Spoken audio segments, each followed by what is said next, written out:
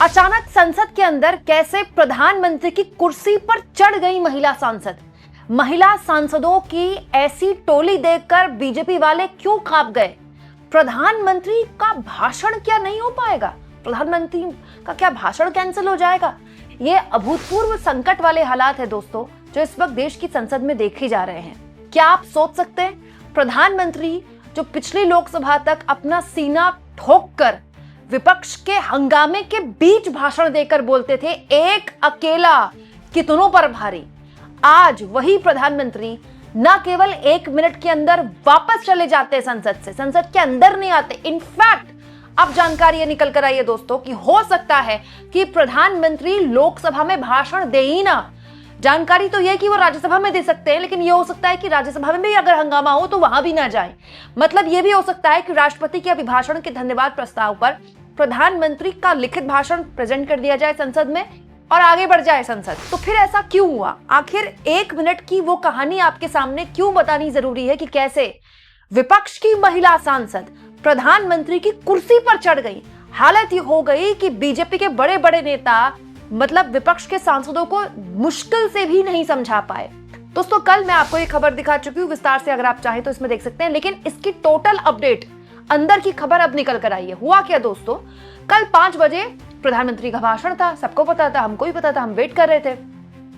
लोकसभा में राष्ट्रपति का अभिभाषण के धन्यवाद प्रस्ताव पर पीएम ने बोलना था, लेकिन उससे पहले जैसे ही 5 बजे संसद शुरू हुई, 1 मिनट के अंदर, जस्ट इन 1 मिनट संसद को अगले दिन के लिए स्थगित कर दिया गया। 6 बजे के लिए भी नहीं, 7 बजे के लिए भी नहीं। तो सरकार को जब संसद चलानी होती तो रात को 1 बजे तक संसद चलाती है, लेकिन सीधे अगले दिन के लिए स्थगित कर दिया गया। क्यों? क्योंकि ये वाला जो टकराव है वो देखने को मिला। अब आप इस फोटो को क्लोजली देखिए दोस्तों। जब संसद शुरू हुई और उसके बाद संसद खत्म हुई, सब कुछ 1 मिनट के अंदर हुआ। तो ये जो तस्वीर है, इस तस्वीर के अब चर्चे हो रहे हैं। एक्चुअली में अब जानकारी ये निकल कर आई है कि कम से कम विपक्ष के 50 सांसद वेल में घुस आए और जो महिला सांसद थी विपक्ष की, प्रियंका गांधी, महुआ मोइत्रा और सुप्रिया सुले, स्ट्रैटेजी के तहत इसके अलावा विपक्ष की सांसद प्रधानमंत्री की कुर्सी पर पहुंच गई, जहां पर प्रधानमंत्री बोलते हैं खड़े होकर, जहां बैठते हैं, वो सबसे आगे होता है ना पीएम का बेंच, उसके सामने वाले में विपक्ष में लोग बैठते हैं, तो सबसे आगे राहुल गांधी बैठते हैं, तो प्रधानमंत्री उनके बगल में राजनाथ सिंह या फिर अमित शाह बैठते हैं, लेकिन प्रधानमंत्री की बेंच सबसे आगे होती है। तो प्रधानमंत्री ने जहां बैठना था, प्रधानमंत्री संसद में आए नहीं थे, उनको आना था। आपको तो पता है मोदी जी एंट्री लेते हैं संसद में, फिर मोदी मोदी के नारे लगते हैं। तो मोदी 5:01-2 मिनट में एंट्री लेते या 5 मिनट में एंट्री लेते, लेकिन प्रधानमंत्री आते उससे पहले ही उनकी कुर्सी को घेर लिया महिला सांसदों ने। ऐसी जानकारी है दोस्तों कि वो कुर्सी को न केवल अकेले घेरा, बल्कि हाथ में बैनर और पोस्टर है। देखिए इस फोटो में आपको बैनर पोस्टर दिखाई दे रहे होंगे। ये जितनी भी महिला सांसद हैं, ये प्रधानमंत्री की कुर्सी पर जा पहुंची। बीजेपी सकपका गई। बीजेपी को बिल्कुल अंदाजा नहीं था कि कुछ ऐसा हो सकता है। अब जानकारी ये निकली है कि एक्चुअली में ये सब कुछ 10 मिनट पहले, मोदी के भाषण के 10 मिनट पहले ही तैयार किया गया था। पूरा स्ट्रैटेजी के तहत विपक्ष ने इसको प्लान किया था।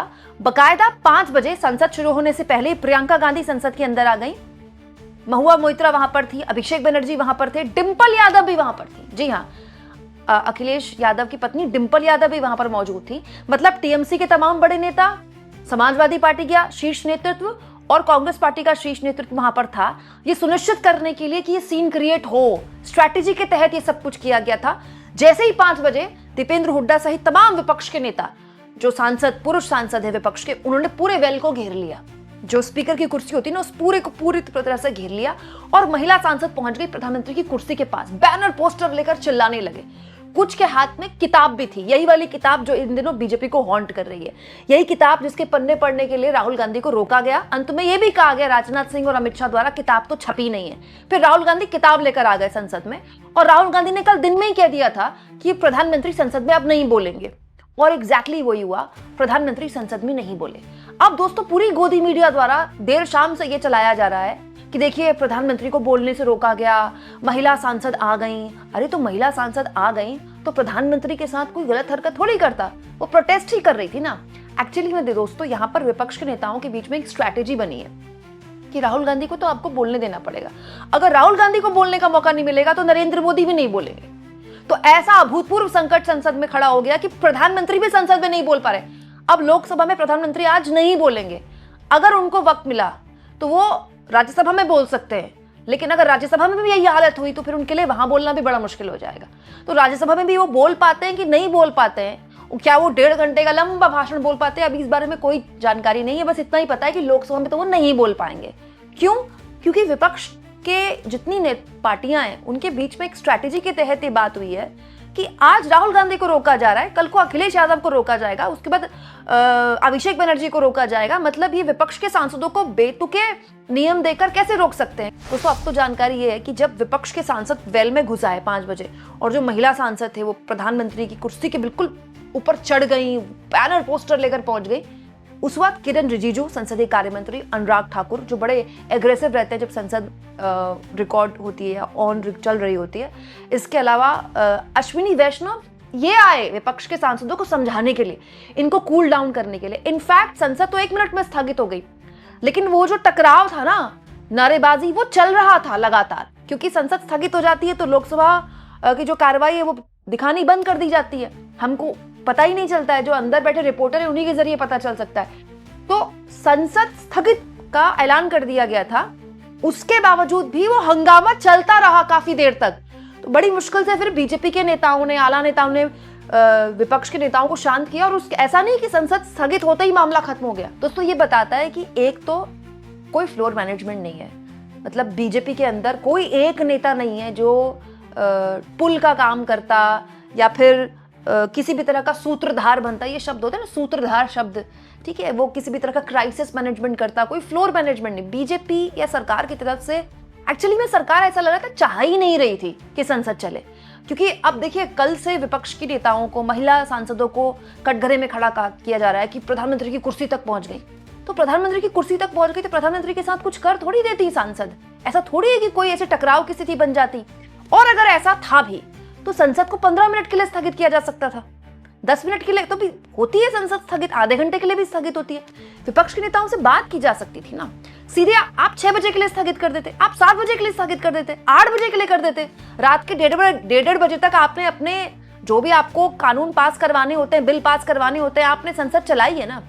सवाल ये कि सरकार इस विरोध, इस प्रोटेस्ट के पीछे छुपकर कह रही है कि हाँ देखिए हम तो बोलना चाहते थे, हमको बोलने से रोका गया। क्यों? क्योंकि सरकार गई है फंस। देखिए अब ये पूरा मामला इतना बड़ा हो गया है कि सरकार के लेने के देने पड़ गए।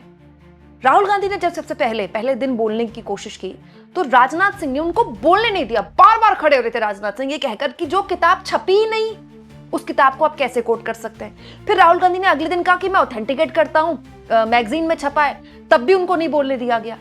अब हुआ क्या? तीसरे दिन, जिस दिन ये सब कुछ ड्रामा हुआ, सुबह राहुल गांधी संसद में किताब लिए घूम रहे, फोटो खिंचा रहे किताब के साथ, किताब के वो पन्ने दिखा रहे। तो दोस्तों राहुल गांधी के लिए अलग से किताब तो छपी नहीं होगी। वरिष्ठ पत्रकार आशुतोष ने भी 2-3 दिन पहले इस किताब को लेकर ये फोटो शेयर किए कि कुछ दिन पहले तक किताब अमेजॉन में दिख रही थी, उसके बाद से किताब अमेजॉन में दिखनी बंद हो गई।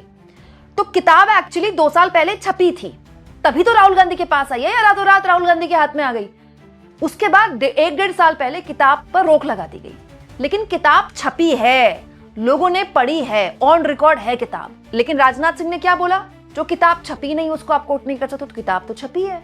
अमित शाह ने भी यही बोला, जो किताब छपी नहीं आप उसे कोट नहीं कर सकते। तो देश के रक्षा मंत्री और अब देश के गृह मंत्री ने, उनको या तो जानकारी नहीं कि इतनी बड़ी किताब तो छप चुकी है, वो रोक लगाई गई है रक्षा मंत्रालय द्वारा किताब में, या फिर उन्होंने सदन में गलत जानकारी दी। दोनों ही मामलों में सत्ता पक्ष के लिए मुश्किल वाली बात है, क्योंकि अब तो आप किसी भी तरह से रोक नहीं सकते, क्योंकि किताब छपी है, आपने रोक लगा रखी है। फिर सवाल उठेगा संसद में, रोक क्यों लगा रखी है? तो फिर पन्ने निकल जाएंगे, ये रोक लगा रखी है, इस बात पर रोक लगा रखी है। बात सिंपल सी है, पहले दिन ही अगर राहुल गांधी को किताब पढ़ने दे दिया जाता, ये खबर आई गई हो जाती, क्योंकि ऑलरेडी वो पब्लिक प्लेटफॉर्म में है, किताब लोग पढ़ चुके हैं, कारवान में छप चुका है। लेकिन आपने इतना बड़ा बवंडर खड़ा करके अब विपक्ष को हाथों हाथ दे दिया। वो किताब जिसको कोई पढ़ नहीं रहा था, बैठकर उस किताब के चर्चे होने लगे, कारवान मैगजीन का सब्सक्रिप्शन बढ़ गया, लोग सब्सक्रिप्शन ले लेकर किताब के उस पन्ने को पढ़ रहे हैं, सोशल मीडिया में उसकी इतनी सर्च हो रही है। तो एक्चुअली में लोगों को जो जानना था वो तो जान लिया उन्होंने उस किताब के उन पन्नों के उन लाइनों से, लेकिन आपने उसको संसद में ये बोलकर कि वो तो छपी नहीं, बड़ा सवाल यह है कि अब अगर इस बात पर बहस हो गई तो संसद में राजनाथ सिंह और अमित शाह को जवाब देना पड़ जाएगा कि आपने झूठ बोला संसद में, किताब तो छपी है, आपने रोक लगा रखी है। यही वजह है कि बीजेपी अब चाहती ही नहीं कि ना तो राहुल गांधी बोले, ठीक है ना, राहुल गांधी को बोलने का मौका मिलेगा, ना प्रधानमंत्री बोलेंगे, प्रधानमंत्री को बोलना होगा तो वो राज्यसभा में बोल लेंगे। अब राज्यसभा में भी तो यही टकराव होगा। वो किताब तो मल्लिकार्जुन खड़गे भी लेकर खड़े हो सकते हैं ना राज्यसभा में एलओपी के तौर पर, फिर सरकार क्या करेगी? दूसरा दोस्तों, ये तो बड़ा अभूतपूर्व संकट है सरकार के लिए कि प्रधानमंत्री नहीं बोल पा रहे। भाई विश्वगुरु लेवल के नेता हैं, एक फोन पर वॉर रुकवा देते हैं, संसद के अंदर की टकराव किसी से नहीं रुकवा पा रहे हैं। एक मंत्री नहीं है मोदी जी के पास, कैबिनेट में एक मंत्री जो विपक्ष के लोगों से बात करे और विपक्ष उन पर भरोसा कर ले। देखिए कल निशिकांत दुबे ने क्या किया, अगर आप चाहें मेरा कल का ये वीडियो देखिएगा। निशिकांत दुबे ने क्या किया, निशिकांत दुबे ने ऐसी किताबों को कल कोट किया और उन किताबों को कैमरे में दिखाने दिया गया। राहुल गांधी किताब दिखा रहे थे, आर्टिकल दिखा रहे थे, उसको नहीं दिखाने दिया गया ना। राहुल गांधी की जब वो किताब का नाम बोल रहे थे माइक ऑन किया गया, लेकिन निशिकांत दुबे का सब कुछ ऑन रिकॉर्ड गया है। और वो इतनी गंदी, इतनी वाहियात किताबें हैं जिसमें हमारे नेताओं के लिए मतलब उनका चरित्र हनन किया गया है। और वो नेता कौन है? नेहरू गांधी परिवार के नेता। वो करने दिया गया क्योंकि बीजेपी जानती थी कि ये होगा तो विपक्ष हंगामा करेगा, क्योंकि सरकार समझ गई है कि अगर अब संसद चली, लोकसभा में ये बात आगे बढ़ी तो सरकार के लेने के देने पड़ जाएंगे। सरकार को जवाब देना पड़ जाएगा कि आपने किताब में क्यों रोक लगाई। सरकार को जवाब देना पड़ जाएगा कि 3 घंटे तक जब सेना के सबसे बड़े मतलब सेना के चीफ राजनाथ सिंह से पूछ रहे थे बताइए हमें क्या करना है, बताइए हमें क्या करना है, तो राजनाथ सिंह एक फैसला नहीं ले पा रहे थे। देश के रक्षा मंत्री को इतना इंपॉर्टेंट फैसला लेने के लिए पीएम से बात करनी पड़ रही है और पीएम राजनाथ सिंह को बता रहे, राजनाथ सिंह उनको बता रहे। पीएम डायरेक्टली नरवणे से बात क्यों नहीं कर पा रहे थे उस वक्त? और अंत में आपने क्या बताया, जो उचित लगे वो करे। तो जो उचित लगे वो करे मतलब आप सेना के इतने बड़े अधिकारी के कंधे पर ये फैसला डाल रहे हैं कि आप एक मोर्चे पर युद्ध का ऐलान करें कि ना करें। ये तो एक ऐसी स्थिति है जिसमें हर लिहाज से आप देखिए, उस किताब में भी यही लिखा है कि मुझे ऐसा लगा कि मुझे हॉट पोटैटो थमा दिया गया, मतलब गर्म आलू जब हाथ में आता है तो क्या है, हाथ जलेगा ही जलेगा। क्यों? क्योंकि दोस्तों हमारे देश में किस मोर्चे पर कहां लड़ाई लड़नी है, युद्ध छेड़ना है नहीं छेड़ना है, कब रुकना है, ये पॉलिटिकल लीडरशिप तय करती है। वाजपेयी ने तय किया कि करगिल में हम एलओसी पार नहीं करेंगे, क्लियर कट मैसेज था, सेना ने उसको फॉलो किया। सेना के सबसे बड़े लीडर आपसे पूछ रहे थे, रक्षा मंत्री को 2 घंटे लग गए जवाब देने में और अंत में क्या दिया, जो उचित लगे वो करें। तो दोस्तों ये एक ऐसा मामला है जिसमें राजनाथ सिंह की क्रेडिबिलिटी, राजनाथ सिंह के फैसले लेने की क्षमता और प्रधानमंत्री के मुश्किल वक्त में ना फैसला ले पाने की अक्षमता दिखाई देती है।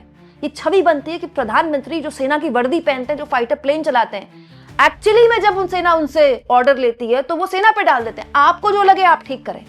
आप इस मुद्दे पर क्या सोचते हैं दोस्तों? अब जब संसद में प्रधानमंत्री नहीं बोल पा रहे हैं, उनका भाषण कैंसिल करना पड़ रहा है उनको, ये किस तरह का संकट है और इसके लिए जिम्मेदार कौन है? कमेंट बॉक्स में जरूर लिखें और जितना हो सके चैनल को शेयर भी करें और सब्सक्राइब भी।